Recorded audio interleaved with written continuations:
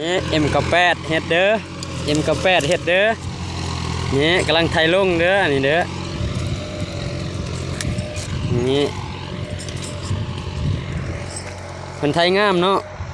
คักหลายบ่ได้ห้ามไทยสุดเลยลงเลยเนาะสบายดีเนาะ34ทุกท่านและก็ท่านผู้ฟังผู้ชมเนาะอันนี้ก็บ่แม่น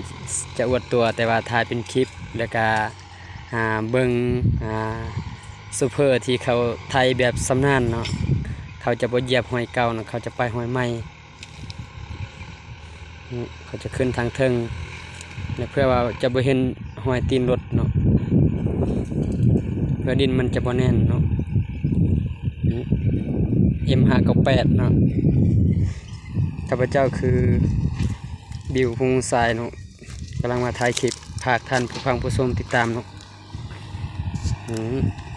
กำลังถอยมาเนาะถอยขึ้นมาเดี๋ยวเหยียบเนาะเหยียบแห้งร้ายเนาะไถไว้นี่เหยียบแล้วก็แปดเนาะเดี๋ยว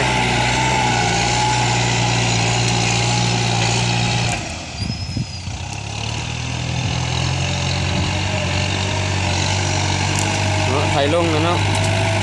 ต่อลงแล้วเดี๋ยวเนาะเฮ็ดม้วนเนาะเฮ็ดไว้M598เนาะ